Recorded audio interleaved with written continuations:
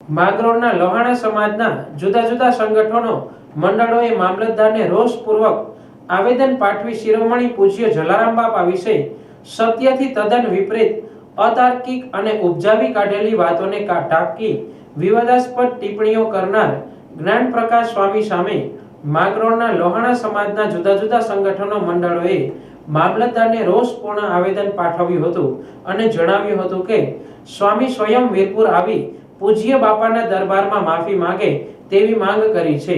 લોહાણા મહાજન માંગરોળ જલારામ મંદિર તથા રઘુવંશી યુવક મંડળે સંયુક્ત રીતે પાઠવેલા આવેદનમાં જણાવ્યું છે કે પૂજ્ય જલારામ બાપાનું વીરપુરનું અન્નક્ષેત્ર 200 વર્ષ કરતા વધુ સમયથી અવિરત દાન વિના સ્વયંભૂ ચાલે છે.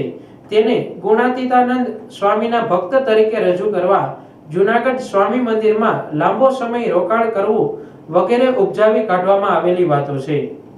જલારામ બાપાએ પૂજ્ય ભોજલરામ બાપા સિવાય કોઈને ગુરુ તરીકે સ્વીકારેલ નથી. આ સંબંધે પાયા વિહોણી વાતો ફેલાવવામાં આવી રહી છે. જલારામ બાપાના સીધા વારસદારોએ પણ જ્ઞાનપ્રકાશ સ્વામીની વાહિયાત વાતોને ખુલ્લો રદિયો આપ્યો છે. ત્યારે હિન્દુ સમાજના પૂજનીય વિવિધ ભગવાન તેમજ નાથ સંપ્રદાય વિશે ગળે ન ઉતરે તેવી વાતો ફેલાવ્યા બાદ માફી માંગી લેવી તે સ્વીકારી શકાય તેમ નથી. આવા વિડીયો ડિલીટ કરી દેવાથી ક્ષમા આપી શકાય નહીં તેમ જણાવી જ્ઞાનપ્રકાશ સ્વામી સામે કાયદેસર રીતે કડક પગલાં લેવા માંગ કરી છે.